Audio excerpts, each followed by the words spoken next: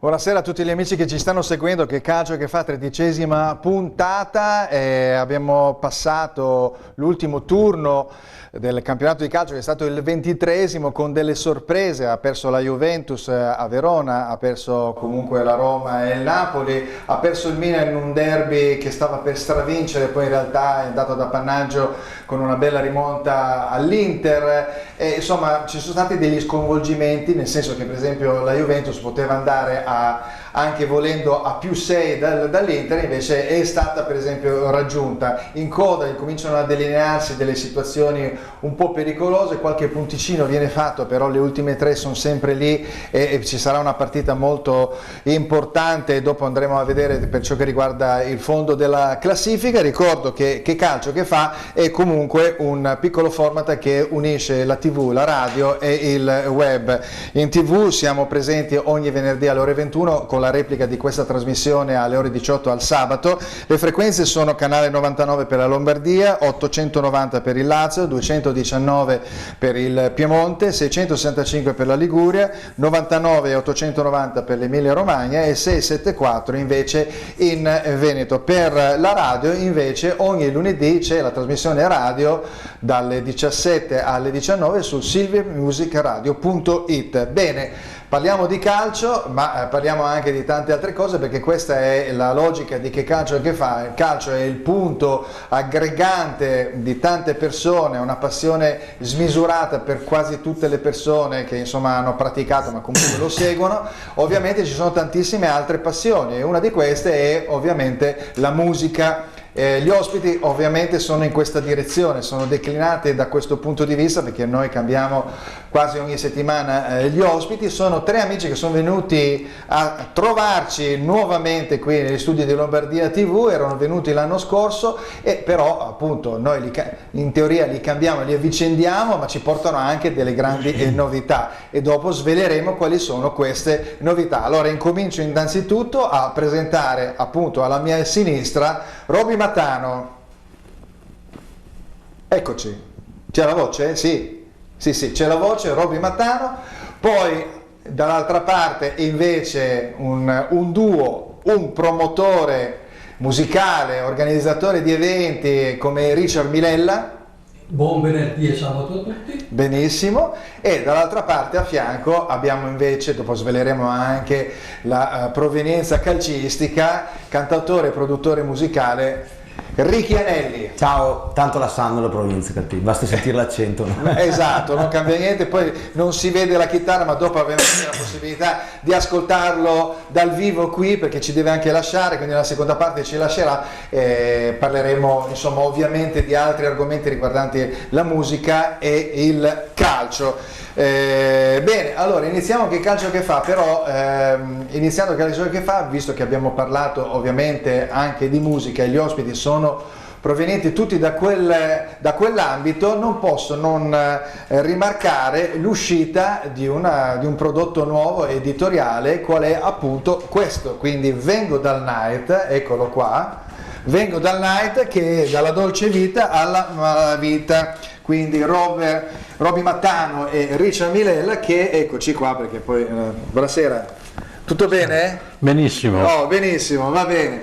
Allora qua siamo con l'autore, assieme a Richard Milella ovviamente, che è stato più scrivano da quel punto di vista, perché i ricordi vengono ovviamente da Roby Matano, dalla sua bellissima folgorante carriera, una carriera ricca di successi ma soprattutto di rapporti interpersonali fantastici, meravigliosi, con incontri che sono stati anche, leggendo appunto il libro, incredibili, perché si è attraversata un'epopea forse un po' irripetibile. Si può ripetere quell'epopea della dolce vita, perché il sottotitolo, ricordo la prefazione di Renzo Arbore, il sottotitolo è Dalla dolce vita alla malavita, ovvero sia dal dancing, balera, ai nightclub fino alle discoteche, che poi adesso sono diventate luoghi di incontro ma anche con altre modalità. Si può ripetere quindi questa epopea del periodo della dolce vita? Ma io, per me che l'ho vissuta, non credo. Mi piacerebbe molto, sarebbe molto bello, perché comunque c'era una certa, quello che noto adesso era che c'era molta quasi goliardia nei locali dove si faceva questo lavoro, anche se poi a una certa ora diventava anche un po' peccaminoso, se vogliamo, con lo striptease, però comunque c'era un altro spirito, cosa che non trovo oggi. Forse bisogna anche pensare al momento storico, fine anni 50, inizio anni 60, la dolce vita è quel periodo dove praticamente iniziava il boom economico, quindi l'Italia, uscendo dalla guerra, dopo 15 anni aveva bisogno anche di avere una maggiore spinta, e la si vedeva anche nella vita normale. Sì, infatti la gente si respirava un'aria di gente che voleva divertirsi in tutti i modi. Nascevano gruppi, allora si chiamavano complessi, nascevano complessi così improvvisati, suonavano alle feste,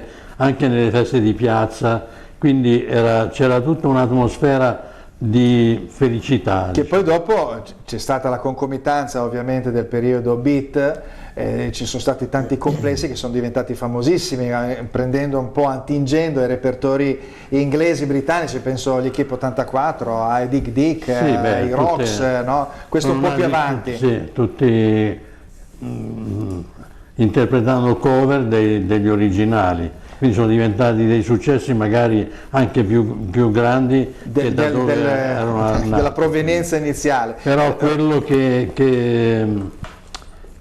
riguarda proprio il mio racconto è il periodo della dolce vita. La dolce vita perché? Perché ho lavorato proprio nel locale di Roma, in via Veneto, che proprio lì è nata la dolce vita, cosiddetta dolce vita, e dove la Rupe Tarpea. Sì, esatto, la Rupe Tarpea, dove Fellini ha girato poi alcune scene della dolce vita. Beh, insomma, quindi vuol dire che frequentava, sapeva benissimo che c'era questo fermento che non era solo di natura musicale, ma era ovviamente di vita, poi con tutti questi personaggi che passavano, divi americani, italiani, insomma, quindi c'era grande glamour. Era molto frequentata al mondo del cinema, soprattutto allora gli americani la facevano da padroni come cineasti, diciamo. Comunque è stato un periodo bellissimo che mi auguro, ma non potrà. Beh, anche perché poi ce lo auguriamo un po' tutti, no?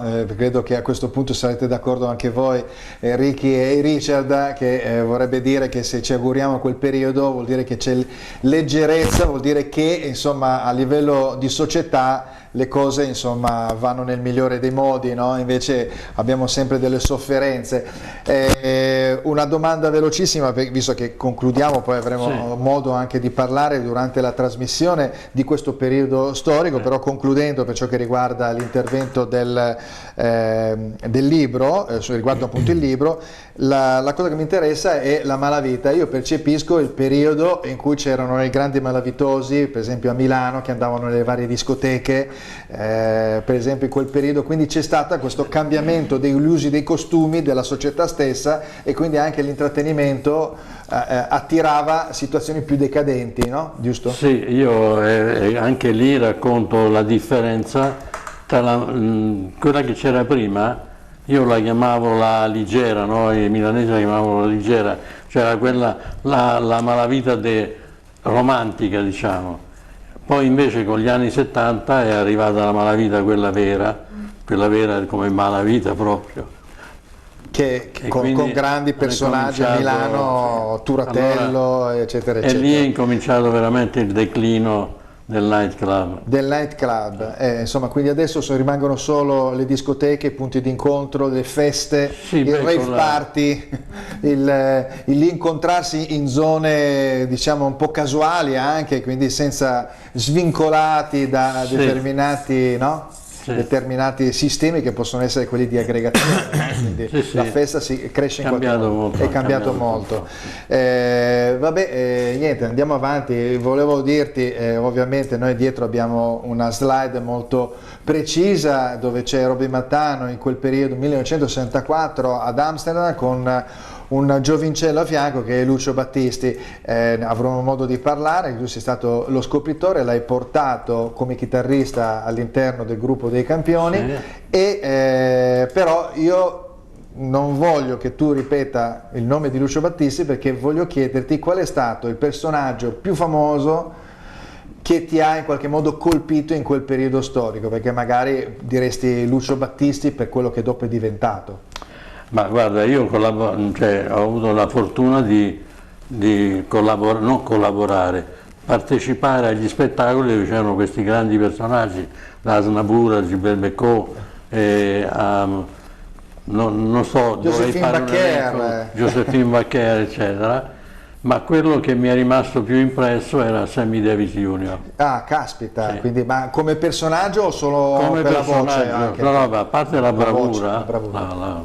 era straordinario, ma soprattutto la semplicità. Avendo conosciuto tanti personaggi, i più grandi sono sempre stati quelli molto più disponibili, che hanno insegnato. Io ho cercato sempre di carpire i loro segreti, e sono sempre stati prodi di consigli. Veramente Sammy Davis è stato uno di quelli, al punto che poi ha voluto cantare una canzone insieme a me. Cosa avete cantato? Embrace for You. Embrace for You. Embrace me.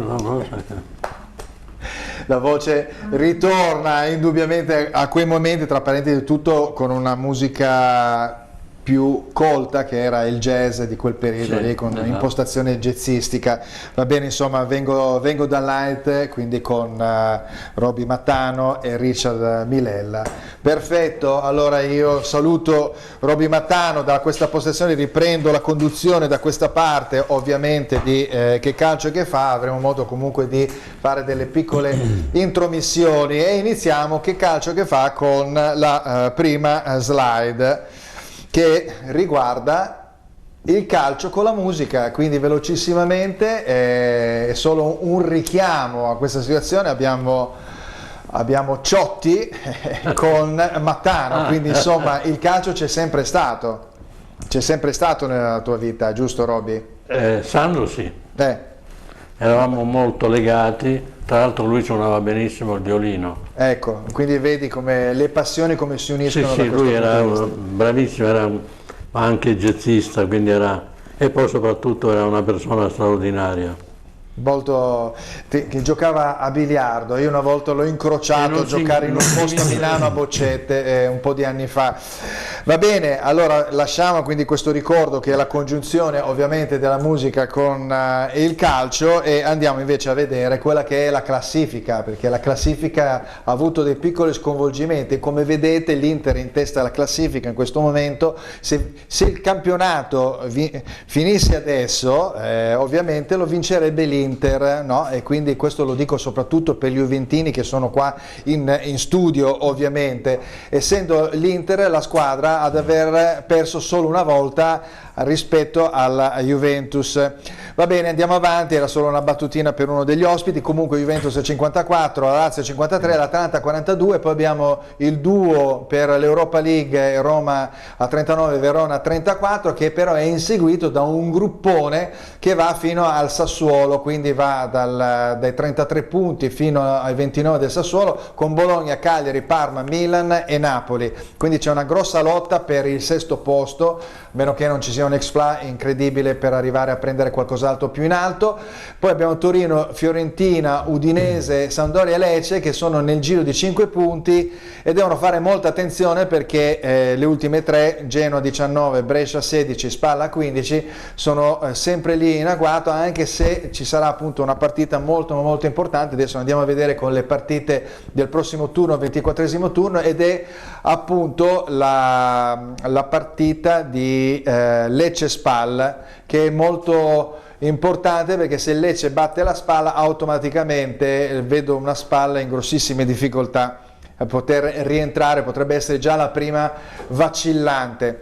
Comunque 24esima giornata, come al solito le differenze in base, diciamo, all'interesse: Lazio-Inter, Juventus-Brescia, Juventus più che altro per capire se dopo la battuta d'arresto riuscirà a battere il Brescia, che è in un momento un po' particolare di cambio di guida tecnica, e quindi insomma bisogna vedere lo stato della Juventus, non dovrebbe avere problemi tendenzialmente. Poi abbiamo un Milan-Torino, capire se il Milan riesce a replicare almeno il primo tempo della partita con l'Inter. Atalanta-Roma, una partita splendida per la posizione che riguarda la quarta posizione in classifica, Lecce-Spal di cui dicevo prima, e poi ci sono 4 partite: Cagliari-Napoli, Udinese-Verona, Bologna-Genoa e Sassuolo-Parma, dove praticamente sono tutte al 32, 34, 33 e 32, sono queste 4 squadre che incontrano delle squadre con una tendenzialmente più basse in classifica, ma sono sempre lì, sono molto pericolose, potrebbe essere anche dei pareggi interlocutori. Poi chiude l'ultima, Sampdoria-Fiorentina, che dovrebbe essere una partita abbastanza da pareggio, prendo un punto io, prendo un punto tu, così saliamo, e purtroppo ogni tanto vengono fuori queste logiche. Dopo ne riparleremo da questo punto di vista per ciò che riguarda la classifica, specie nella seconda parte, perché nella prima parte abbiamo un po' di argomenti e poi, siccome appunto Ricky deve lasciarci, ecco, incominciamo a parlare per esempio della prossima slide, che quindi la partita riguarda Ciro Immenso, nel senso che c'è questo Lazio-Inter, e quindi domando a uno juventino doco come Richard Milella se questa partita, cosa può, diciamo, avvantaggiarsi la Juventus da una partita del genere. Quindi preferirebbe la sconfitta dell'uno o dell'altro, oppure un pareggio, nella speranza ovviamente di battere il Brescia da parte della Juventus? Io spererei sempre nella vittoria della Juventus, tanto per cominciare. Sì, Perché su quello non... il campionato sì. Si deve giocare in prima persona, non si deve aspettare la vittoria e la sconfitta degli altri. Lazio sta giocando bene, c'è poco da dire. Sull'Inter? Devo parlare dell'Inter? Devi parlare, no, qua perché di calcio. il pomo di Adamo si ingrossa quando sento parlare si blocca, non riesce ad andare. Sì, no, va bene. Non L'Inter ha... Che paura più dell'una dell'altra? Adesso, al di là delle battute. In questo momento la Lazio sta venendo su bene, l'Inter ha superato lo scoglio Milan e quindi si è rinfrancata molto. Diciamo che è la Juventus che sta vivendo un momento più che Lazio e Inter, è la Juventus che sta vivendo un momento quindi ne parliamo dopo. Penso che comunque non si faranno male. Non si faranno male. Sentiamo invece Ricky riguardo a questo. Io francamente spererei che vinca l'Inter, però senza offesa al mio amico Richard, perché comunque li ho sempre sentiti un po' cugini, no? Sarà per i colori forse, ma è per quello. Però può darsi? Sì. E poi non è che abbia una grandissima supportazione per la Lazio, devo dirti la verità. Ho capito. Quella è proprio un'antipatia. Questo proprio da tifoso, proprio, da tifoso. No? Da tifoso. No, ma anche a pelle proprio. Non è mai stata una squadra che ho amato particolarmente. Saluto gli amici laziali che ci seguono. Esatto, quindi bisogna fare delle scelte. Però diciamo, se la Lazio andasse a vincere questo campionato, interrompendo ovviamente il filotto degli 8 scudetti da parte della Juventus, saresti contento per un discorso in generale? No. proprio Guarda che tra l'Alzio e la Juve non saprei chi scegliere, probabilmente sceglierei l'Inter lo stesso. Ok. Cerchiamo di metterti un po' in difficoltà da questo punto di vista. Sentiamo invece un romanista doc, che poi in realtà vuol dire parlare dall'altra parte dei laziali. Sentiamo Roby Mattano, il suo pensiero riguardo a questa sfida tra la Lazio e l'Inter, no? Che sarà così importante. Ma devo dire che, come ha detto Ricky, a me la Lazio mi fa venire l'orticaria. Vabbè. Quindi già questo la dice tutta, no? Su quello spero che vinca l'Inter, perché così tanto la lotta sarà sempre fino alla fine Inter-Juve. Quindi... però mica detto, perché la Lazio ha una continuità di risultati notevole, insomma non è facile, però vabbè, insomma. Sai qual è la cosa divertente? Sì. Quando siamo in studio io e Roby, che lui ci vediamo tutti i giorni, certo, e quindi ci vediamo anche quando, come succederà a brevissimo, in pre-partita, quando gioca Atalanta-Roma o Roma-Atalanta. C'è una partita fondamentale, appunto. Siamo qua gli sgoccioli. Ma in realtà che vinca uno o l'altro, io e lui poi andiamo sempre d'accordo, l'importante è che perda la Lazio. Ok, quindi questa è la base, quindi quindi voi due, innanzitutto vi vedete le partite insieme o no? Dipende da cosa dobbiamo fare. Quando io le vedo e lui magari sta suonando, allora io lo avviso se segna.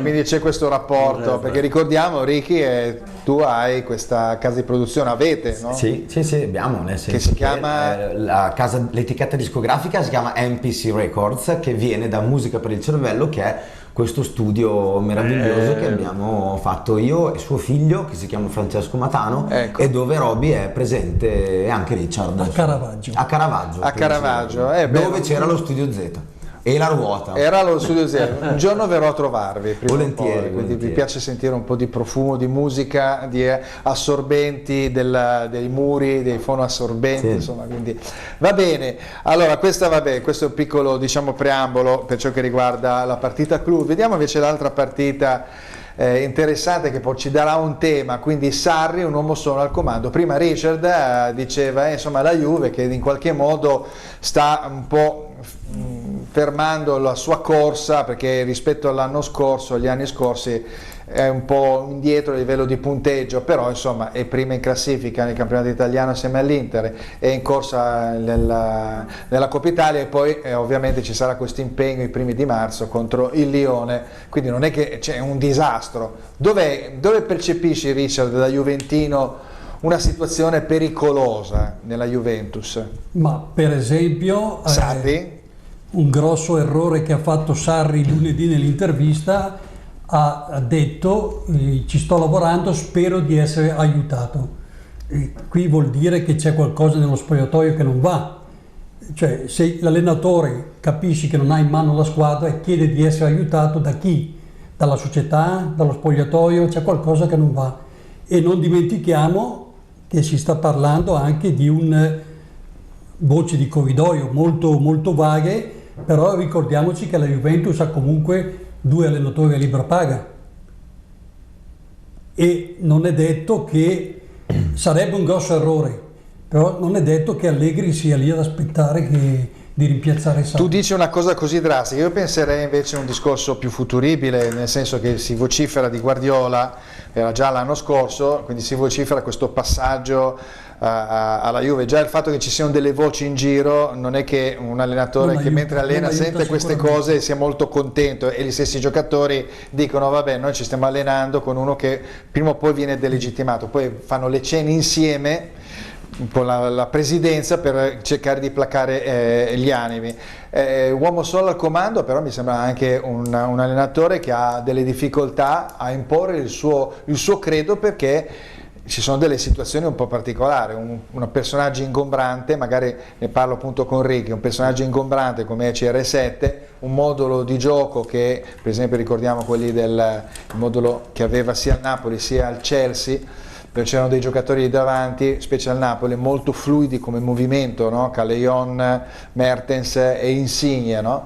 E qua invece sei obbligato a giocare in un certo modo perché c'è il CR7, in più una situazione a centrocampo un po' stanca, insomma ci sono dei problemi che non sono solo dell'allenatore. Ma penso che la presenza di CR7, di Cristiano Ronaldo sia un po' ingombrante per tutti, penso, no? Non solo a livello di gioco, penso anche a livello gestionale, soprattutto per quanto riguarda il discorso, ripeto, della gestione anche di quello che uno deve dire, perché sembra sempre che la Juve possa dire delle cose ma dopo debba usare sempre il limiter o il compressore, no? Perché magari sbagli a parlare, sei silurato, è un casino. Comunque uomo solo al comando, sì, può essere, comunque do ragione lui, avere la pressione, no, forse tu l'avevi detto, avere la pressione di qualcuno che c'è sempre dietro, che prima o dopo te ne vai, non deve essere facile per nessuno. No, per qualsiasi, anche quello che vorrei chiedere a te Fulvio, e ovviamente anche ai telespettatori: preferite un brutto gioco ma un bel risultato, o un bel gioco relativo e un risultato che altalenante? Perché Allegri è stato mandato via, diciamo, a Vox Populi o a furor di popolo, perché la dirigenza diceva che non aveva un gran bel gioco, però aveva i risultati. Allora, cos'è più importante? Questa domanda era la numero 13, guarda caso, vedo la regia, la bruciamo subito, però la riparleremo un po' più tardi. La numero 13, vedo se la regia riesce a posizionarlo, vediamo, non riesce? Ne riparleremo in ogni Vabbè caso. dai, ne riparleremo dopo, che riguarda appunto il gioco e il risultato, perché proprio questo è uno dei temi che amo ovviamente trattare. Andiamo invece in una situazione completamente differente. Eccolo qua. Ah, eccolo qua, questo qua riguardava appunto meglio gioco o risultato, che è proprio l'antitesi, il rapporto appunto antitetico tra Giampaolo, che viene posizionato al Milan per il discorso del bel gioco, di dover far giocare la squadra in un certo modo armonico, per dall'altra parte ricorrere a un pragmatico perché bisogna salvare capre e cavoli. Vabbè, questo detto proprio terra terra. Andiamo con la slide numero 7, procediamo con il nostro cammino. Domando, li rivedremo insieme nella Serie A, quindi domando a Roby Mattano, che già vede il Cristiano Ronaldo nella Juventus, però si vocifera, visto che non ha rinnovato il contratto per 400 milioni di euro, insomma, quindi non sono bazzecole, mister Lionel Messi, 32enne, che insomma deve pensare all'ultimo contratto della carriera. Potremmo rivederli, non so, per esempio all'Inter o insieme magari alla Juventus? Ma con i tempi che corrono penso che possa succedere, perché è tutto legato al denaro poi ormai, perché arrivati a quell'età cercano di sfruttare gli ultimi anni. E poi comunque ha fatto già 10 anni di grandissimo sì, livello, no? Sì. Io penso che potrebbe succedere soprattutto con Messi. No, certo, ovviamente, quindi se magari andare all'Inter, che è una squadra un po' in crescendo, e quindi si rifà, diciamo, il derby d'Italia come c'era il derby, insomma, di Spagna tra Real Madrid e Barcellona. Vabbè, insomma, è una replica un po' di quello che si è già visto da questo punto di vista, quindi stiamo parlando di grandissimi campioni. Sei d'accordo, Ricky? Beh, con Roby Mattano parlare di campioni è quasi un ossimoro. Lo so, perché ovvio. Sono d'accordo, sì. Se eventualmente Messi volesse rinunciare al suo stipendio incredibile o girarlo e investire, noi lo aspettiamo all'Atalanta. Sta diventando posso portare pure la maglietta se vuole. Però a questo punto la Serie A italiana sta diventando, scusatemi, il cimitero degli elefanti. Beh, questa è la battuta che gira dall'Inghilterra, vabbè, il cimitero degli elefanti, però insomma degli elefanti di un discreto... Cosa possono dare nella costruzione di un futuro un Ibrahimovic, un CR7, un Messi, ormai arrivati a fine carriera. L'Atalanta per esempio sta facendo una buona politica investendo sui giovani. Certo. Questi non credo che possano investire 200-300 milioni per uno che si ferma 1 anno, 2 anni al massimo, ma... Beh, sono valutazioni che si fanno nel breve, anche perché poi tu mi parlavi prima di risultato, è giusto pensare a grande, impostare la squadra in un certo modo o andare a vincere una coppa quest'anno o un campionato, quindi è chiaro che sono discorsi sempre un po' particolari. Prima parlava Ricky Anelli dei campioni, guarda caso ovviamente la slide numero 8, eccoli qua, Roby Mattano con i campioni, questo è il gruppo di quel periodo dove appunto se ne andò come voce Tony Dallara e venne invece proposto a Roby Mattano di poter prenderne il posto. Lui fece la stessa cosa quando andò via un chitarrista e prese invece Lucio Battisti. Insomma, sono delle sliding doors, delle situazioni che si presentano e che quindi uno le prende al volo. Sì, anche perché io avevo già fatto un accordo con un grande chitarrista che era Alberto Radius, che era grande amico e eravamo coetanei, solamente che poi ascoltando questo ragazzo che suonava in un'orchestra che faceva da spalla a noi, perché allora noi che avevamo già un nome, avevamo sempre un'orchestra o un gruppo che faceva l'apertura. Prima. E io, siccome sono sempre stato curioso, invece di aspettare in camerino andavo ad ascoltare e allora ho incominciato a sentire questo chitarrista così giovane. Suonava bene? Suonava bene? Suonava era benissimo. Ancora acerbo? Ah, benissimo. No, suonava benissimo, soprattutto aveva un modo di... Io conoscevo molti standard americani che avevano degli accordi obbligati, proprio erano cose che ognuno anche più sapeva. Complicate, un po' jazz, complicate. No? E invece questo ragazzo metteva degli accordi così, dovrei dire non lo dico, però lì nell'insieme non si sentiva. Comunque, questo mi incuriosiva molto perché Io che ero abituato a cantare quei pezzi con chitarrista, jazzisti, eccetera, sentire questo qui, però suonavano bene. E allora alla fine mi è venuta la voglia di capire bene, piano piano, insomma alla fine mi sono convinto, ho convinto gli altri a cambiare idea, ho litigato con Alberto Radius. Però Alberto Radius dopo è diventato chitarrista negli anni 60-70. Nell'altro libro che ho scritto, ecco. Perché per una serie di circostanze che fanno parte della vita, anni dopo abbiamo fatto pace. Beh. E io facevo, oltre che cantare, avevo un contratto come cantante e produttore per una casa discografica importante, storica, la Durium, e venne a cercarmi Alberto Radius che aveva intenzione di fare un trio. Eccolo. Allora io presi appuntamento col presidente della casa discografica, combinai l'appuntamento e dissi al presidente che avevo trovato un'idea.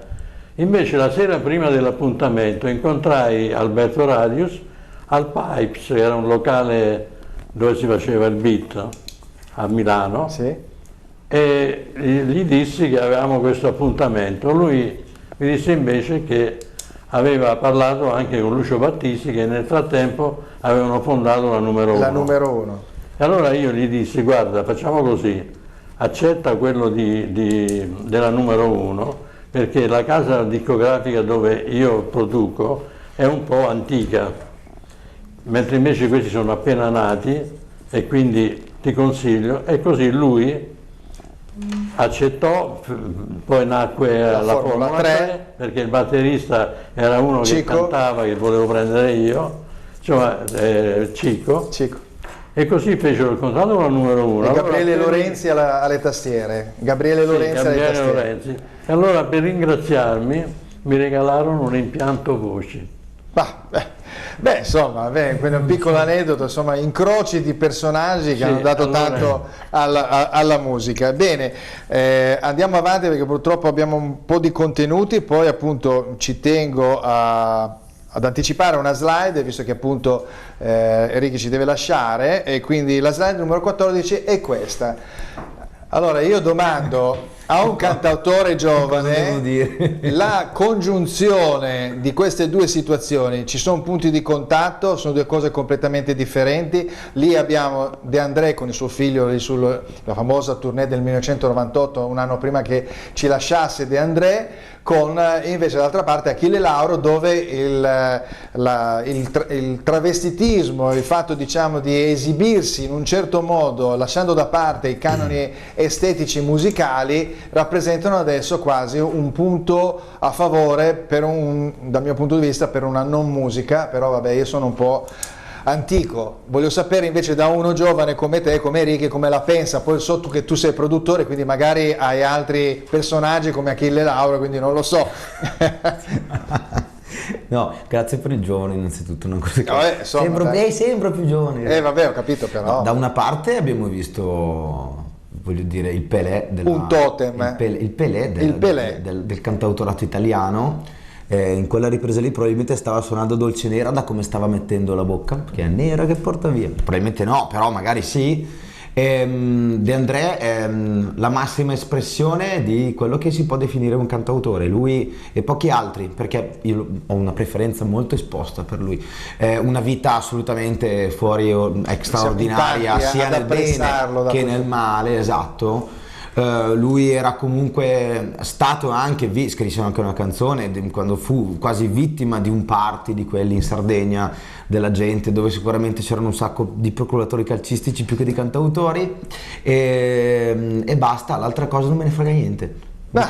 Quindi insomma praticamente categorico, quindi però non hai paura, perché lo percepiamo noi che abbiamo qualche anno in più, con un'accelerazione a livello informatico, mancanza di cultura in generale, un insieme di cose che fanno parte di un mondo che sembra quasi ormai distante. Io penso invece che ogni tanto bisogna andare alle origini per fermarsi un po' e apprezzare le cose. Però adesso tutto il soldo, lo diceva prima Roby Matano, con i soldi puoi far tutto, quindi cambiare anche i gusti e le tendenze. Ma no, ma sai, anche una volta con i soldi si potevano fare tante cose, cioè siamo riusciti veramente anche a far finire delle guerre per soldi e a farle iniziare per soldi. L'essere umano è legato al denaro e a tutto quello che può essere facile e di facile conquista, ma se proprio devo dire la mia, lì stiamo parlando di musica in primis e di là di marketing, quindi ora che il marketing e la musica debbano andare per forza. Ma c'era anche marketing in De André, sì, però prima c'erano le canzoni.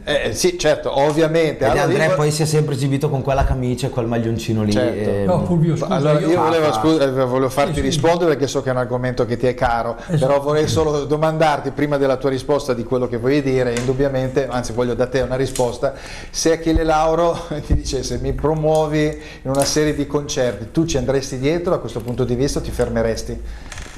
E dire no, io la musica di questo tipo non la porto in giro. Da professionista probabilmente invece accetteresti. Da professionista sicuramente sì, però io non sarei così categorico come lo è Ricky, giustamente perché è un musicista, o come lo è il maestro Matano perché ha conosciuto dei grossi personaggi.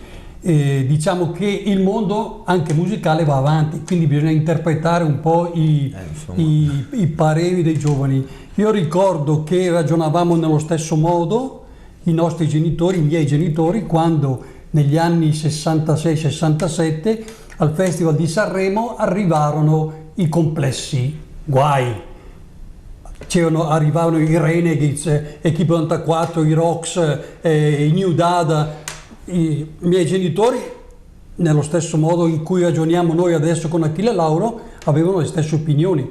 Quindi mi immedesimo un po' nel ragazzo di oggi che dice probabilmente il mondo cambia, va avanti e queste saranno le nuove espressioni musicali.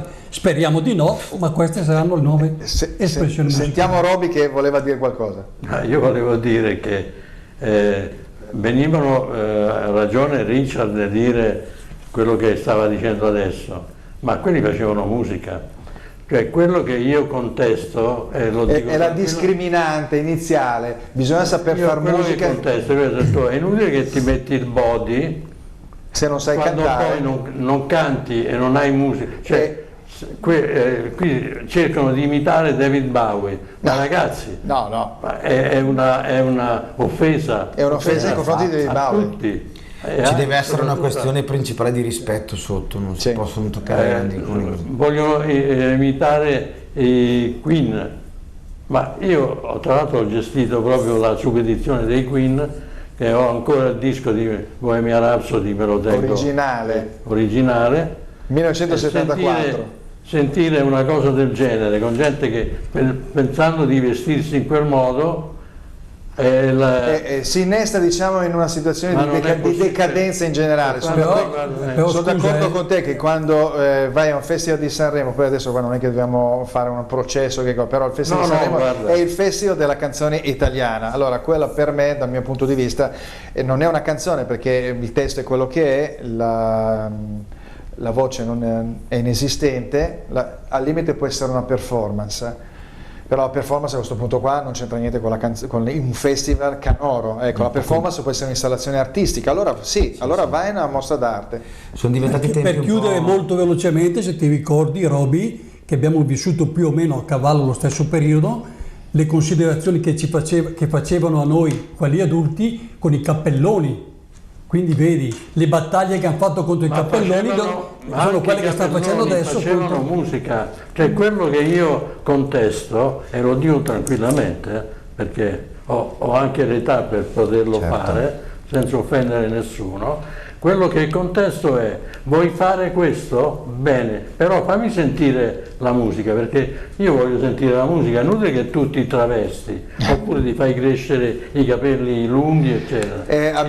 Abbiamo buttato un po' di fuoco su questo argomento che si sta incendiando e avrebbe bisogno forse di una puntata intera riguardo a questo. Abbiamo delle cose ancora da mandare in onda. Allora a questo punto io voglio cambiamo un attimo la scaletta, concludo questa prima parte, quindi la regia, di mandare in onda il brano musicale che la canzone è Allora sigla di Ricky Anelli, e poi riprenderemo successivamente dallo studio numero 2 con la sua canzone. Poi il Dream Team ce lo racconterà mentre sarai di là, da quel punto di vista, va bene?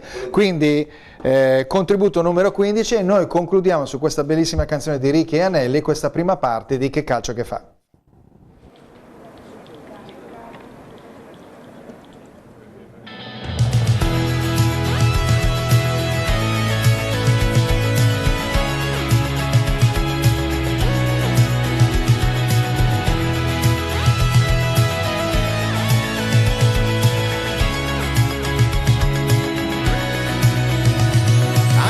Troppo tardi, hanno detto non si può, mentre mastico la strada ed ingoio rock and roll.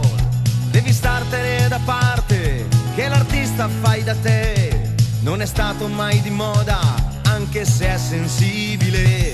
Della fama e del successo ce ne frega poco o niente, l'importante è che comunque ci sia sempre all'inizio e alla fine una sigla. Sigla, sigla,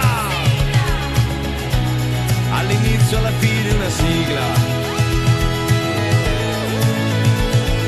Sigla!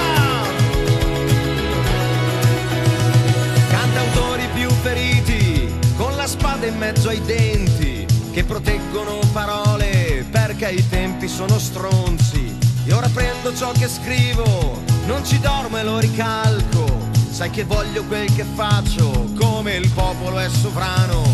Della fama e del successo me ne frega poco o niente, l'importante è che comunque ci sia sempre all'inizio e alla fine una sigla. Sigla, sigla, all'inizio e alla fine una sigla.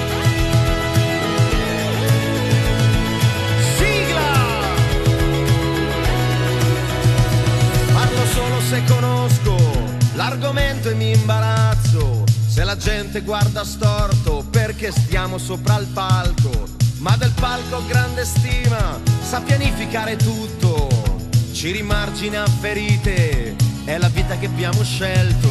Della fama e del successo ce ne frega poco o niente, l'importante è che comunque ci sia sempre all'inizio e alla fine una sigla. Sigla, sigla, all'inizio e alla fine una sigla. Sigla, all'inizio e alla fine una sigla.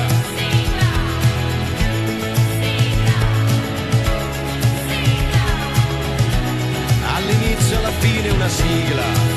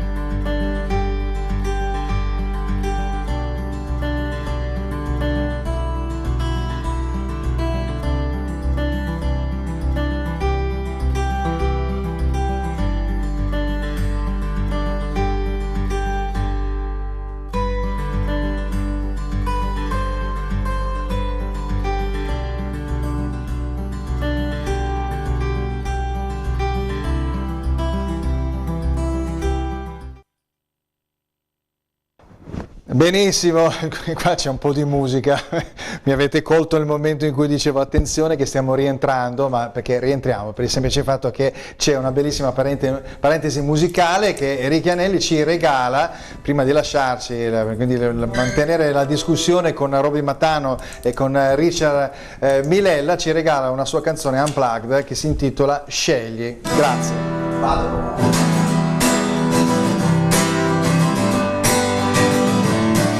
Scegli ogni risposta, scegli e puoi dirlo.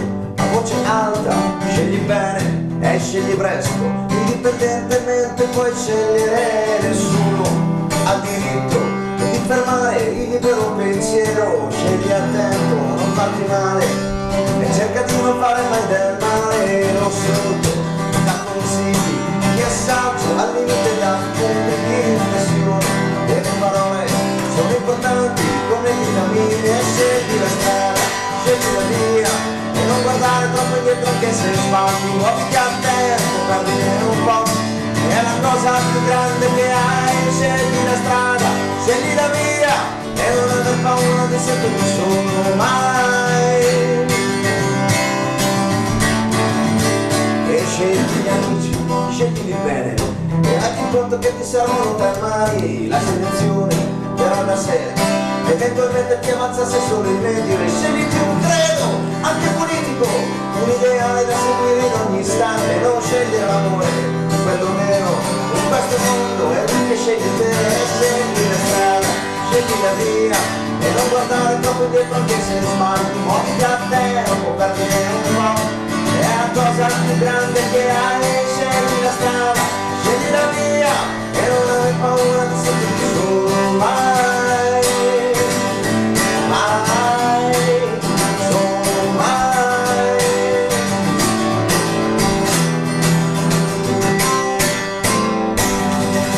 Ho fatto un radio edit. Fantastico, va bene, grazie Ricky. Sulle note di Shelly ti leggo il mio Dream Team. Dai, subito, Adesso benissimo. voglio ridere. Dai, Ti allora importa metto- aspetta, Vai. Dream Team, ricordiamoci che il Dream Team è il momento, diciamo, scherzoso, ma fino a un certo punto anche emozionante per ciò che riguarda ovviamente la passione per il calcio, con i giocatori che hanno saputo emozionare. Dopo sul campo di calcio, vedendoli in televisione o anche nel passato. Dopo vedremo i Dream Team di Richard e di Robby. Nel frattempo, prima che lui se ne vada, sentiamo Ricky Anelli le sue scelte. Intanto ti ringrazio, vi ringrazio tutti, ci vediamo allo stadio ma soprattutto ai miei concerti, quindi se devo Benissimo. scappare in studio. Allora, in porta metto Higuita, ma anche come centroavanti, perché poi ti ricordi. Poteva andare a segnare anche, vabbè. Bergomi, Maldini. Quindi la difesa è a 3 o a 4? 4. A 4, quindi Bergomi a Poi destra, scelgono loro. due Bergomi, centrali. Maldini, Sono Cabrini facili. e Baresi poi. Cabrini e Poi Baresi, devono ok. litigarsela perché d'altra parte è lì. Beh, puoi mettere Maldini al centro e Cabrini sulla sinistra. Esatto. Poi al centrocampo quanti ne metti? Metterei 3, allora Matteus, Sì? poi e basta, no? Poi Fascia, Beckham. E di là Stromberg invece. Ah, Stromberry La dell'Atalanta. Marisona, come si dice da noi allo stadio. 4-3, mancano ancora 3. 3, davanti metto Vialli, Baggio. E Cantona, ovviamente. Non sei l'unico che mette Cantona, perché è un giocatore che la volta scorsa c'era il nostro amico Tommy Lazinzari, che gli piacciono queste personalità. Va bene, ti ringrazio Grazie a te, Ricky. buona serata a tutti. Grazie ancora. A presto. Adesso Forza noi Dea, ovviamente, grazie per essere venuto. Adesso abbiamo il momento che riguarda il Mondadori Bookstore. Un attimo. Ecco il Mondadori Bookstore, che è quindi in via Giuseppe Mazzini 48 a Crema, 15° anno dal 2004-2019 di attività, la rassegna è parole e musica, ogni tanto qualche nostro ospite con i prodotti editoriali si presenta ovviamente al Mondadori Bookstore, e quindi magari chissà che possiamo organizzare anche per Robby Matano e Riccia Milella con il proprio libro in uscita, appunto. Parlando ovviamente di libri, devo fare riferimento alle scelte che Mondadori Bookstore sottopone a noi, e ovviamente io le rilancio. Abbiamo quindi Roberto Costantini, Una donna normale, dall'altra parte invece Niklas Anat Hogdag, 1793. Quindi noi abbiamo praticamente un libro che riguarda una personalità, per ciò che riguarda appunto una donna normale. Mi chiamo Aba Abate, mio padre voleva che fossi sempre la prima a cominciare dall'appello all'asilo. Quelli che mi amano sanno chi sono, ma non sanno cosa sono davvero. Quelli che lavorano con me sanno cosa sono, non chi sono. Sono capace di ingannare chiunque tranne me stessa. Insomma, un bellissimo romanzo. Mentre invece l'altro libro è appunto di Niklas Anat Ogdag 1793 ed è Stoccolma anno domini 1793, in una città oltraggiata dalla povertà e dal privilegio. La notizia di un corpo ripescato in un lago scuote nobili e prostitute, preti e tagliagole. Toccherà a un ex soldato con un braccio di faggio e a un giudice malato cercare la verità tra i bassifondi e i palazzi del potere. Insomma, un caso internazionale che segna la nascita di un folgorante talento letterario e un thriller anche questo come scelta ovviamente che ci viene offerta dal Mondadori Bookstore di Crema. Bene, allora dopo appunto questo riferimento, questa parentesi di Mondadori Bookstore, è il momento del Dream Team. Ricordate, quindi l'abbiamo anticipato con Ricky e quindi invece adesso è il momento di andare a vedere quali sono state le scelte ovviamente di Robby Matano e di Richard Milella. Sentiamo la scelta di Robby Matano, vediamo chi è messo in porta. Sarti, quindi degli anni 60, della grande Inter, poi in difesa? Difesa Cabrini, Scirea e Nela. Cabrini, Scirea e Nela, beh insomma 2 terzini di fascia, anche se 2 si pestano un po' i piedi, va bene, ok, perché Nela giocava a sinistra come Cabrini, sì, poi? Sì. Poi ma io sono andato a nomi. A nomi e a passione. Allora, Pelé, ok. Sivori, Platini, Domenghini è una scelta particolare perché vabbè, è un grande molto. Calciatore, però okay. Totti naturalmente. perché sei romanista. Falcao perché sei romanista. E Bruno Conti. Perché sei romanista ed è un grande calciatore. Insomma, gli ultimi 3 sono dei grandi campioni indubbiamente della Roma di vari periodi storici. Ottima scelta anche in questo caso. Sentiamo invece Richard, stupiscimi. Hai messo qualche interista? Ti stupisco, c'è qualche interista, pochi per la verità. Io dico la formazione, tu mi devi dire a che campionato si riferiva, perché è un campionato particolare, è una formazione. Attenzione, io non faccio le cose così. Ok, c'è un modulo? Il modulo è, e già da lì dovresti aver capito di cosa si parla, 1-3-4-2, cioè ancora il libero di una volta dietro, te lo ricordi quello che dirigeva la difesa? Insomma, mi sa che siamo sugli anni 70. Vabbè, comunque vediamo un po', dai, le scelte. Dovete dirmi il campionato però, però su, dai. Zoff, Gentile, Cabrini. Scirea, Bergomi, Oriali, Tardelli, Conti, Rossi, Altobelli. Questa è? 1982, la nazionale, quella che ha vinto i campionati del mondo. Il famoso Rossi, Tardelli, Altobelli, il famoso. Secondo te quella è stata bellissima, quella squadra? Sì, credo che sia una formazione che è entrata nel cuore e nella storia di tutti. Sì, più di quella del 2006, forse, per noi che abbiamo almeno vissuto i 2 campionati. Anche per un motivo particolare, e non so se ti farà piacere, ma c'era il famoso blocco. Scusa, il famoso? C'è il famoso blocco. Sì, blocco. Vabbè, non è il blocco, diciamo che il blocco juventino blocca in realtà tantissime volte la nazionale, quindi non è la prima volta che blocca. Anche se un 17enne Bergomi è stata la rivelazione di quel campionato. Però quel blocco lì era integrato molto bene da Bruno Conti, Antonioni, Oriali, Marini che ci ha giocato anche, Collovati stesso. La scoperta di Cabrini. La scoperta di Cabrini non era una scoperta. No, insomma, era partito da riserva, ricordati, E chi era il titolare? Il titolare era, credo fosse Collovati o qualcosa del genere. No, comunque, stai zoppicando da questo punto di vista. Comunque, va bene, no, era già titolare dal 78, era già titolare. No, ha giocato anche. No, era titolare già nel 78, debuttano Paolo Marini, Rossi. forse Marini c'era. Vabbè, ok. No? No. Era comunque, in ogni caso c'era la scoperta di Cabrini e la riscoperta, la rinascita di Paolo Rossi, che era stato fermo per il famoso il calcio scommesse, esatto, di quello e non dimentichiamo la ciliegina sulla torta che fu Berzot. Bersol fu un grandissimo tecnico, avevamo anche fortuna un po' in certe situazioni, però vabbè, insomma, già il passaggio del primo turno con 3 punti, sì, con solo 3 punti, abbastanza così controverso. È un po' controverso. Va bene, allora adesso andiamo avanti, riprendiamo il nostro percorso dopo aver appunto visto il Dream Team selezionato da voi. Vediamo la prossima slide, che dovrebbe essere la numero 9.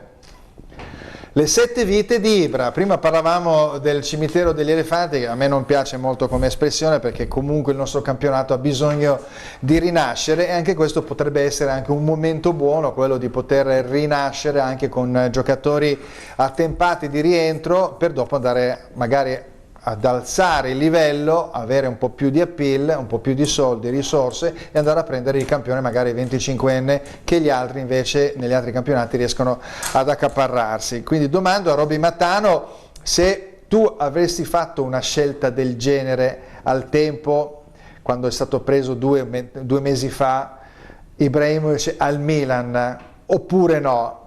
I dati confortano questa scelta, però pensando al futuro Ibrahimovic potrebbe essere un giocatore che a giugno o se ne va via lui, oppure non gli viene riconfermato il contratto, perché bisogna ripartire per l'ennesima volta da zero nel Milan.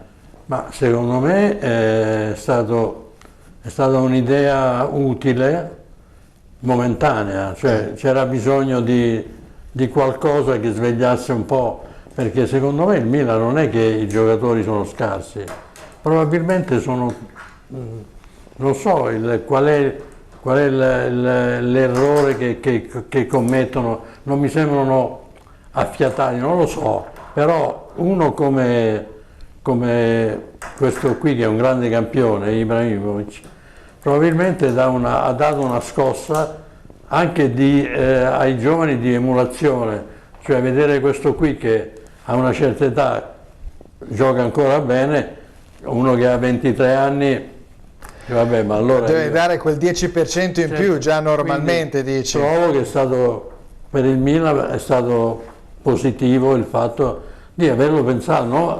Pensando di costruire ovvio, no, cioè, però in è a questo termine. momento serviva, In questo momento ci voleva. Il pensiero invece di Richard riguarda questo. Io sono contro questi giocatori mercenari, del resto fanno il loro mestiere, lo fanno bene, però uno che ha passato, non so, 6, 7, 8 squadre e praticamente non ha vinto mai nulla di importante, quindi beh, no, dai, non credo non che ha vinto la Champions, però sì, in ogni caso non credo sia il toccasana del Milan in questo momento.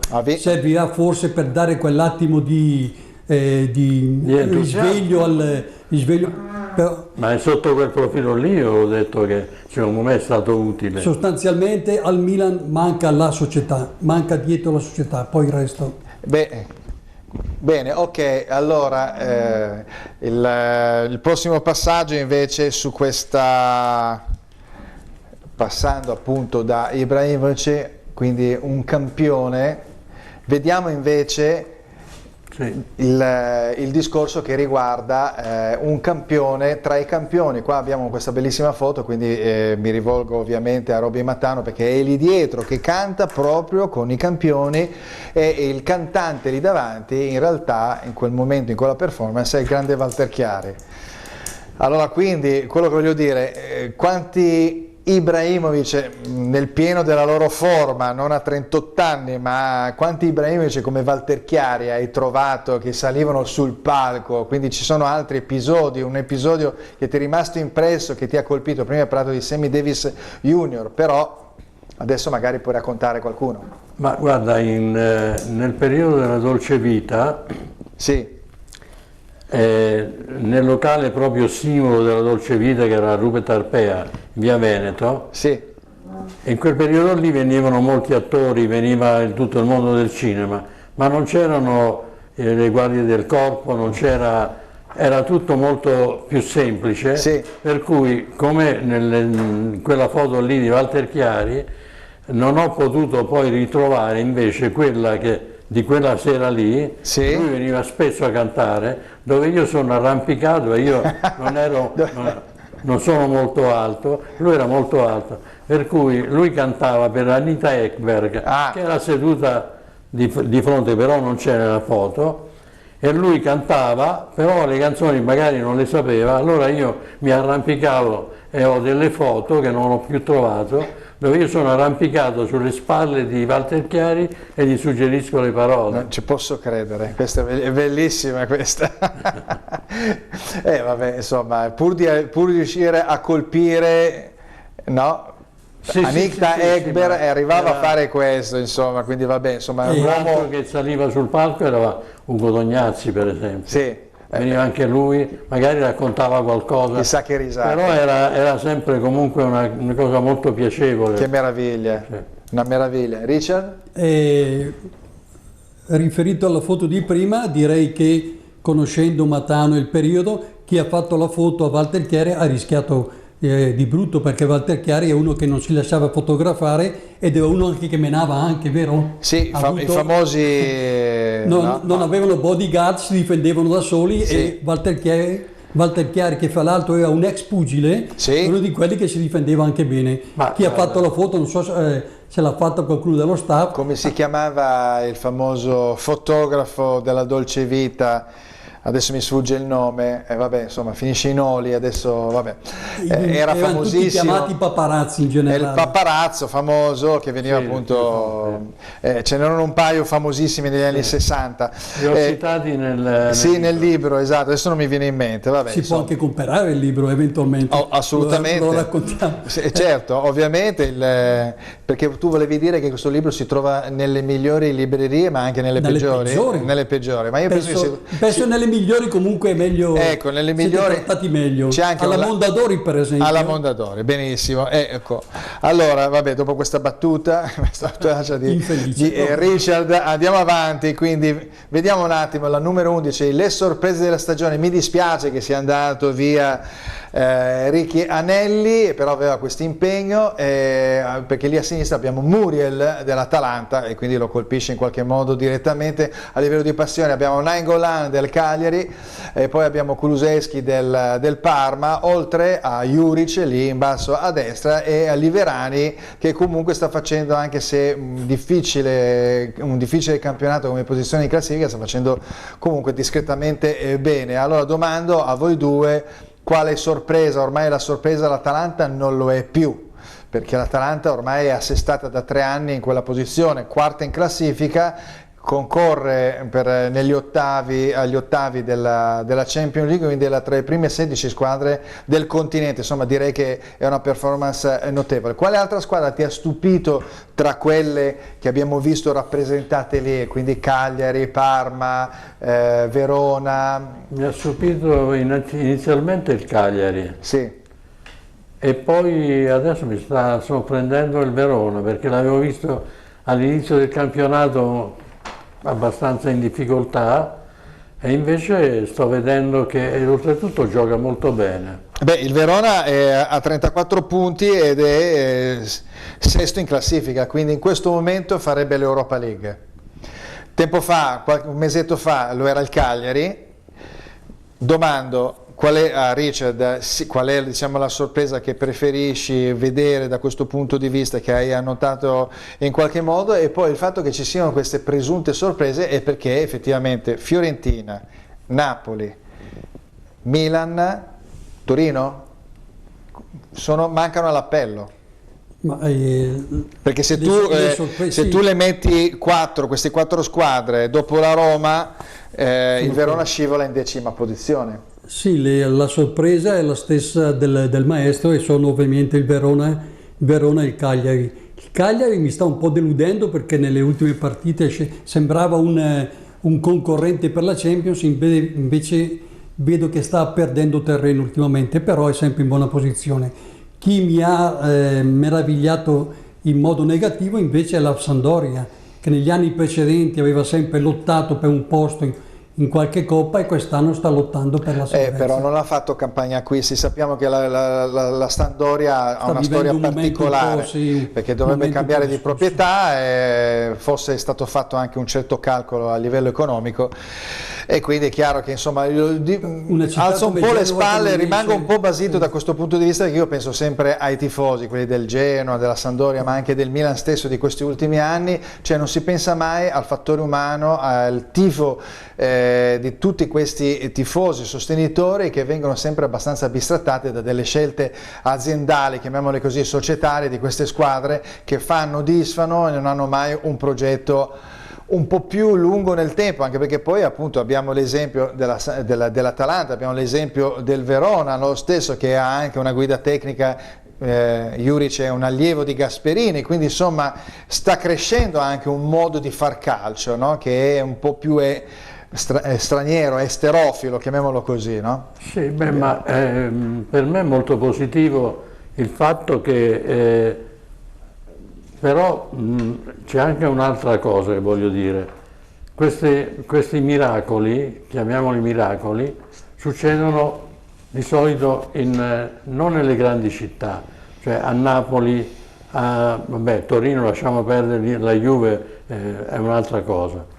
Però io faccio l'esempio con Roma. La Roma non potrà mai crescere perché non c'è proprio non c'è il tempo. Non c'è il tempo, perché questo allenatore 4 settimane fa era osannato, adesso si parla già che lo devono sostituire. Lo dico come romanista, come la Roma e tanti altri, mentre invece l'Atalanta ha potuto lavorare tranquillamente e far crescere una squadra che secondo me andrà avanti molto di più di quello che sta facendo. Sì, ci sono le strutture proprio base da questo punto. Sentiamo Richard. Del resto lo stesso Gasperini è stato all'Inter, è stato silurato quasi subito, perché sono squadre che vogliono i risultati subito. Esatto. Atalanta ha fatto 6 risultati negativi in partenza, si parlava di però anche lui, sì, io mi ricordo quel periodo, lui poi è cominciato col Cagliari, ha dismesso Stendardo e a Denis, altri giocatori che avevano una certa età, perché lui è bravo con i giovani. Esatto. Avrebbe voluto fare anche questo all'Inter, però un po' troppo a gamba tesa, quindi secondo me anche qui uno deve cercare di mediare certe volte, e quindi infatti Gasperini rimarca sempre il fatto, questa credine nei confronti dell'Inter quando incontra l'Inter, ma effettivamente diciamo che la via di mezzo è la cosa migliore. L'Inter avrebbe dovuto aspettare nel post triplete che alcuni giocatori dei totem venissero dismessi e al tempo stesso partire con un progetto nuovo. Andiamo avanti con le nostre slide. C'è una slide che interessa in particolar modo Romy Mattano, quindi parliamo di passioni, ma come possiamo non parlare di passioni anche femminili? Quindi qua abbiamo Jayne Mansfield che canta, che si presenta vicino al microfono, bellissimi quei microfoni lì col filo degli anni 60, comparve così da un momento all'altro, era un habitué della Rupe Tarpea. Allora, succedeva quasi tutte le sere, quel locale lì era la Grotte del Piccione, dove è venuto anche Sammy Davis. Sì. Ecco, succedeva spesso che venissero gli attori, perché, ripeto, allora non c'erano tutte queste problematiche di oggi con i vetri oscurati, guardie del corpo, la distanza con il pubblico, giravano come volevano, e naturalmente venivano nei locali e si diventavano amici dell'orchestra o del complesso che c'era. E la James Mansfield veniva spesso? Veniva spesso, perché non mi ricordo se era venuta per girare un film, per esempio per dirti una cosa, ricordando questi fatti che succedevano, c'era un locale a Roma, si chiamava il Kit Kat, dove noi, in via Veneto sempre, dove noi orchestrali finivamo magari alle 3 di notte, io alla Rupe Tarpea e altri negli altri locali, e ci trovavamo tutti al Kit Kat, perché dalle 4 in poi incominciava un'altra vita. si andava avanti fino alle 8 di mattina e lì arrivavano molti attori un po' diciamo allegri, cioè nel senso che bevevano. A concludere ulteriormente, non la serata, la nottata. Mi capitò una sera, perché poi c'era il palco libero per noi, si poteva andare su e cantare. E una sera cantavo una canzone di Sinatra e c'era Ava Gardner ubriaca, venne sul palco, mi tirò giù e mi fece ballare con lei. Ma questo succedeva, ma era una cosa normalissima. Robby, forse non ti rendi conto che Ava Gardner erano delle più belle dive del cinema mondiale, insomma, quindi sei stato selezionato. Ma no? Noi eravamo giovani, eravamo ragazzi, cioè, erano cose normali. Erano cose normali, però irripetibili, perché tu ce le racconti e sembrano veramente anormali e irripetibili. Richard? Vorrei ricordare che in quel periodo, negli anni 50-60, non esisteva ancora la vera Hollywood. Infatti Cinecittà è quella che dettava legge in tutto il mondo, e Cinecittà era chiamata la Hollywood sul Tevere. Venivano a fare i Colossal. Venivano a fare i Colossal qui con la Cleopatra. Ben Hur. Ecco. E vorrei ricordarti il soprannome di James Mansfield, e poi tu decifra il perché. La chiamavano, in America ovviamente, ma poi in tutto il mondo, la chiamavano la bomba atomica. Quindi vedi un po' tu il perché. Aveva un po' di forme, ecco, diciamo sì, che aveva abbastanza delle forme prorompenti. Forse il nostro maestro potrebbe dirci qualcosa. Direi di no, forse è meglio di no, Forse perché magari si addentrerebbe nei particolari. Dettagli che forse a quest'ora non conviene. Allora, siamo qua alla 13ª, come abbiamo detto, abbiamo parlato velocissimamente del gioco, del risultato. Mi sembra che siate diciamo con la stessa modo di pensare, che quindi insomma tutto sommato bisogna sempre perseguire il risultato. Passiamo invece alla slide numero 16, esatto, eccola qua, quindi l'astro, chi sarà il nuovo astro del calcio, e dopo chiederò a voi invece l'astro della musica attuale, che in qualche modo vi incuriosisce, che vi piace ancora seguire, che può avere anche una certa età, ecco, non lo metto in dubbio, non deve essere per forza uno dell'ultimo periodo. Quindi insomma Messi che futuro può avere? Anche un pallone d'oro che l'ha già vinto 6 volte, bisogna andare su dei giocatori nuovi, quindi c'è per caso, domando a tutte e due, chi vuole rispondermi, un giocatore che dovrebbe vincere il pallone d'oro, il prossimo, togliendo Messi e Cristiano Ronaldo? Ma io anche a malincuore devo dire che un calciatore che mi entusiasma è Immobile. Beh, tra parentesi è un calciatore che ha concorso più volte per la Scarpa d'Oro, anche adesso sta concorrendo per la Scarpa d'Oro, e quindi insomma è chiaro che ha meno appeal rispetto ad altri, questo è evidente, però dare un bel riconoscimento a Immobile, perché se ne parla sempre molto poco. Sì, è la stessa opinione che ho io, solo che siamo legati a politiche, a giochi politici sappiamo europei, sai, l'equipe è quella che detta legge. No, anche i brand importanti, no? Quindi hanno anche 100 giornalisti che si esprimono, però. Esattamente, però Ciro Immobile, confermo, potrebbe essere un possibile, un papabile. Ecco. Bene, andiamo alla prossima slide che invece parla di campioni anche in questo caso, no? Quindi abbiamo Sono io. Un tipo coi baffi. Bruno Martino, giusto? Esattamente. E dall'altra parte un grande Rino Gaetano, quindi la musica con la M maiuscola di Bruno Martino, con delle ambientazioni, diciamo delle realizzazioni natura quasi jazzistica veramente, e dall'altra parte invece una forma di cantautorato dissacratoria. Purtroppo ci ha lasciato troppo presto, e quindi mi fa piacere che tu abbia trasmesso queste due immagini, dove ci sei tu ovviamente, che hai avuto modo di conoscere. Passerei anche a quella successiva, eccola qua, quindi domando quale tra questi è Richard Milella, quali tra questi? Quello vestito da cameriere quasi. Quello da cameriere, no, andiamolo un attimo, quello da cameriere in bianco lì al centro. In quel momento faceva l'accompagnatore autista di quel tipo sulla sinistra. Sulla che sinistra è Vasco niente Rossi. meno che Vasco Rossi. Ecco, esattamente. 1980 qua. No, questo è già l'82 e credo sia Sta andando al Festival di turpo Sanremo. emozionale il turpo emozionale di Siamo solo noi. Che Adesso- e dopo va a Sanremo, Esattamente. l'83 con Vado al massimo, esatto. massimo. Mentre invece Vita spericolata credo che sia dell'anno successivo, dove lui prende, se ne va via con il microfono in tasca. col microfono in tasca e la base, la musica va Continua ad avanti lo andare, stesso. sì. Arrivò ultimo, c'è anche tutto un aneddoto particolare, in realtà non arrivò ultimo, arrivò penultimo, perché c'erano delle scelte, credo che 10 venivano selezionati e No, lui ecco, non arrivò ultimo. penultimo delle scelte.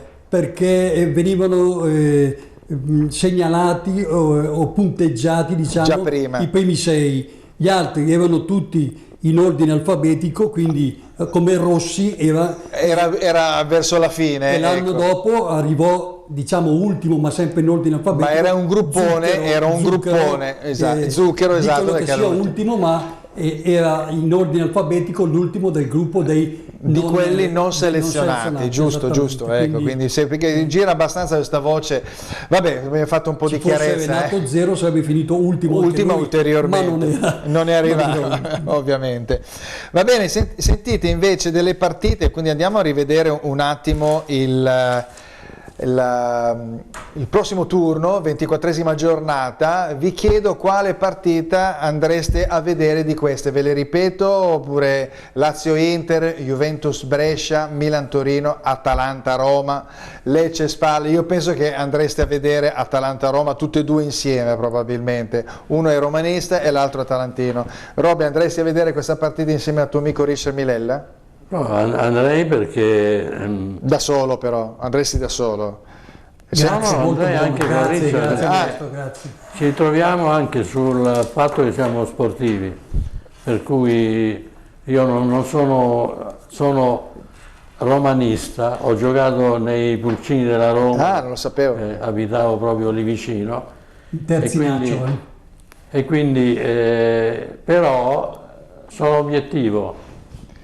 È Quindi- strano, ma sono obiettivo. No, diciamo che c'è una sorta di corrente di pensiero riguardo a questo. Velocissimamente, quale partita andresti a vedere? Sempre Atalanta-Roma con l'amico Robby Matano? È interessante Atalanta-Roma, ma io andrei per gufare Lazio-Inter. E Lazio-Inter, cosa fare?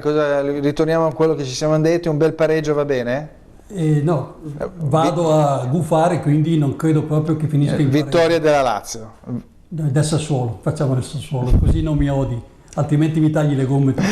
No, non arrivo fino a questo livello, va bene. Sei un vendicativo, ti conosco. No. Siamo Segui i tuoi post su Facebook, sei molto vendicativo. Va bene, allora questo non c'entra niente, noi siamo arrivati alla fine della trasmissione ovviamente e quindi abbiamo sempre il nostro momento che riguarda la solidarietà. Conosce Frederick, quindi unisciti alla nostra campagna per la ricerca e la cura della tassia di Frederick, il sito di riferimento è www.perem.it, l'Iban, lo ripeto ogni volta, IT 63 QD quadro 030 69 09 6061 00 00 01 33 443 ogni giorno per Emma Onlus. Ricordatevi che è una malattia rara, bisogna cercare di risolverla. Dall'altra parte invece l'ultima slide, la penultima slide, vi dico perché dopo ne è un'altra, per vedere che calcio che fa il nostro piccolo format su Lombardia TV, venerdì ore 21 e sabato alle ore 18 in replica, in radio lunedì dalle ore 17 alle 19 in radio su silvermusicradio.it e sul web checalciochefa.com. Va bene, noi siamo arrivati alla fine di questa puntata, avevamo anche Ricky Anelli che lo salutiamo, ci ha dovuto lasciare per un suo impegno personale, però a questo punto io ringrazio i due artefici di questo libro, anzi lo mandate in onda, lo vediamo subito, Vengo dalla Night, quindi di Robby Matano e Richard Milella, dalla dolce vita alla mala vita, insomma un libro molto anche in certi momenti spassoso, divertente, che dipinge un periodo storico molto ma molto bello e speriamo che si possa ripetere quella leggerezza di quegli anni con anche grandissima passione musicale e artistica. Quindi io ovviamente saluto l'artefice di quel periodo, questo grande appassionato di tante cose, di musica, di arte e calcio, e quindi ringrazio per essere venuto Roby Mattano. Grazie, grazie a tutti. E ringrazio ovviamente la penna di questo libro, ovviamente il promoter musicale Richard Milella, e spero che tu non riesca ad andare a vedere quella partita, perché sappiamo... Ricordate che Tintarella di Luna è del maestro Mattano e non di Mina, un successo dei campioni. Sì, questo è uno degli aneddoti che ci sono nel libro, quindi questo tanto per dire, andate ovviamente e comprate questo libro, che è un libro molto ma molto divertente. Noi ci vediamo invece settimana prossima con la 14ª puntata di Che Calcio Che Fa.